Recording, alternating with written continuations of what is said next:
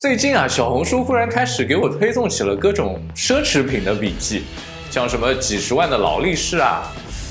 也不知道是这大数据误会了，还是我飘了。但大数据嘛，这劳力士的笔记你看的越多，大数据就给你推的越多。所以我还从里面学到了一个新名词——一劳永逸。所以潜移默化中，你就觉得好像这几十万的表突然就跟你有了关系一样。于是我就一好奇，也下单了一块Apple Watch 8爱马仕版。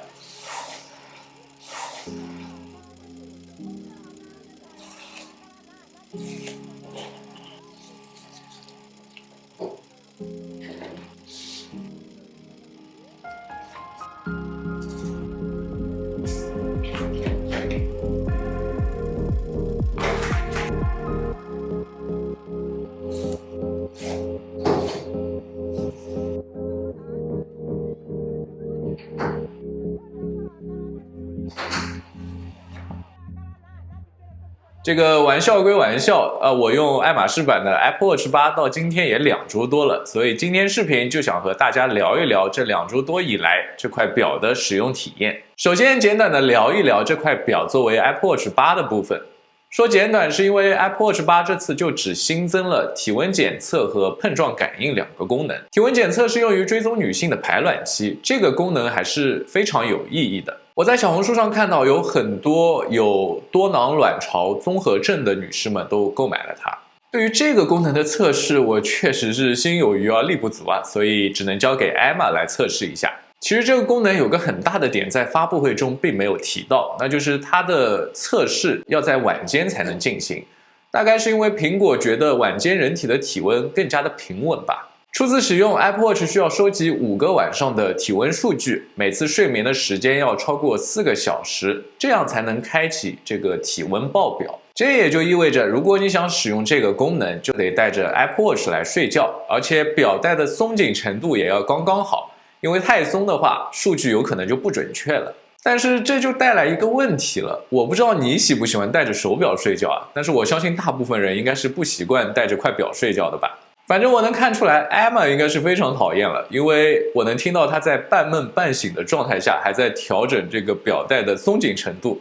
大概是因为晚上睡觉整个人有点膨胀了，然后这个表带就勒住她的手腕，让她不舒服了。其实我也是不喜欢 Emma 带着表睡觉的，万一她在大半夜的翻一个身，这不锈钢的表盘岂不就呼在我脸上了？所以苹果手表的这个新功能，总结一下，适用的人群可以说是非常具体了。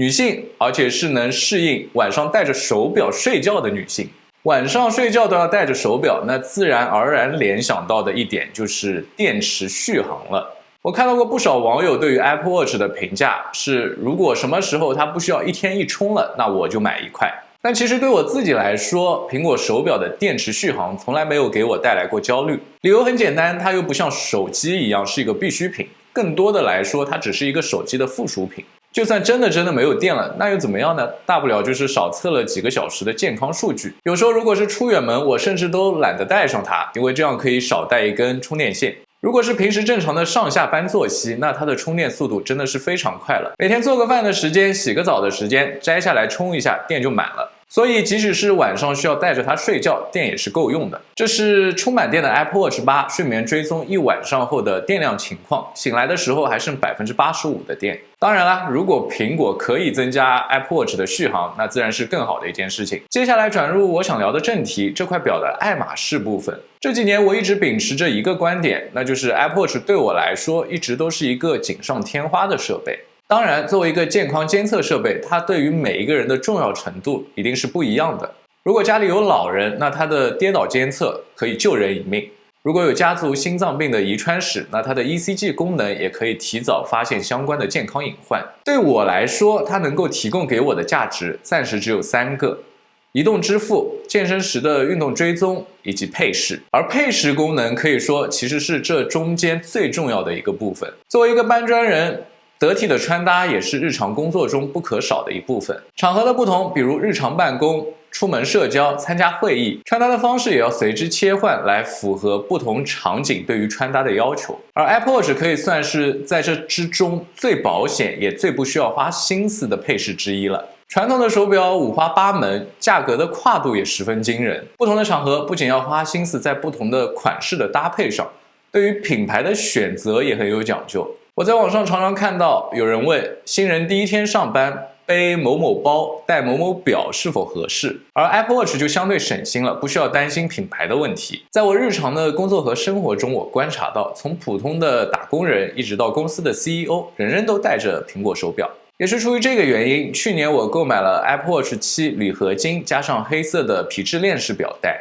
今年则是升级到了8代 Apple Watch 白色的不锈钢加上棕色的爱马仕皮质表带。我是一个普通的上班族，所以并不需要什么特别的配饰，只需要一个安全的不会出错的配饰来点缀一下就可以了。回到表本身，不锈钢相对于铝合金来说，本身的质感也好太多了，无论是手感还是光泽度都更让人有佩戴的欲望。爱马仕有4款独占表盘，幸运马是今年新出的一款表盘，小马的眼睛还会随着息屏闭上，蛮可爱的。我最常用的就是基础款的表盘，搭配上屏幕常亮，就像是一块真正的手表。我这儿有 Bellroy 的皮质表带、苹果的皮质链式表带以及爱马仕的皮质表带，可以看出这3款表带的不同。Bellroy 这一款其实在日常使用也十分不错，艾玛已经使用这款表带1年多了，可以很明显的看到正面皮质的使用痕迹，背面它使用的是聚酯材料，所以不怕出汗，这让它非常适合于运动。我有专门出一期它的使用体验，99刀的价格大约是500块人民币，日常的损耗也不心疼。苹果的皮质链式表带相对更有质感，也更重，因为里面有磁吸，磁吸的存在也让它在佩戴的时候更方便，随手一搭就把手表戴好了。我在这1年的工作和运动时都会佩戴这款表带，挺方便的。爱马仕表带的手感当仁不让是最佳的，它的皮质本就属于是最高档的那一列，舒适度毋庸置疑。同时这根表带是纯手工缝制的，手工缝制不光是有逼格，而且还有实实在在的好处。在这块区间是表带损耗最大的区域，可以看到在这个区域使用的针脚是有别于别的区域的。这种缝纫机缝不出来的针法被称作马鞍缝，其特点是采用双针2股线交叉缝制。这种线啊，最早是用来缝制马具的，所以可以想象它有多么的坚固。如果在使用中一股针线磨断了，还会有备用的针线留在里面，这不会像缝纫机的针法那样越开越大。修理的时候也只需要局部的缝补就可以了。顺便分享个冷知识，因为 Apple Watch 爱马仕版的销量比任何其他爱马仕产品的销量都要大得多，所以相对的它的价格也更低。其他的爱马仕产品哪怕只是一个小小的钥匙扣，都要比这表带的价格贵上倍。因为价格高，我自然是不忍心对这块表带像 Emma 对于 Bellroy 表带那样，所以在运动的时候我会避免佩戴它。苹果也十分贴心的想到了这一点，所以在购买爱马仕 Apple Watch 的时候，它会随表附赠一根硅胶表带，用于运动场景。最后说说购买建议，1万块的爱马仕苹果手表，我可以肯定的说，绝对没有非买不可的理由，但是相对的，它其实又很值得购买。上佳的佩戴体验和质感，以及在爱马仕产品中相对较低的价格，在日常生活中，它还是一块不太需要费力思考的配饰。同时，它还能提供苹果手表本身具有的健康功能。所以我觉得，如果有这个预算，同时又在考虑给自己增加一块配饰的话，真的可以考虑购买。生存我们当然是要追求一些性价比，但生活会让我们为一些看起来不太理性的消费买单，就和配饰一样，正是这些看起来稍显奢侈的消费，为我们的生活点缀了乐趣，增加了厚度。好了，以上就是爱马仕 Apple Watch 8的2周使用体验，欢迎你在评论和弹幕区留下你对 Apple Watch、爱马仕 Apple Watch 的任何想法。我是小天，一个普通的消费者、上班族和科技爱好者。我们下个视频再见，拜拜。